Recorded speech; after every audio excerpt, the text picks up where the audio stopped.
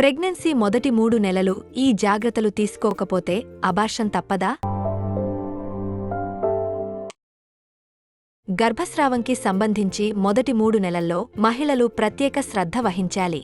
లేదంటే అబార్షన్ అయ్యే ప్రమాదం ఎక్కువగా ఉంటుంది. ఎందుకంటే ఈ సమయంలో వారి శరీరంలో అనేక మార్పులు జరుగుతుంటాయి. బిడ్డ కూడా వేగంగా అభివృద్ధి చెందుతుంది.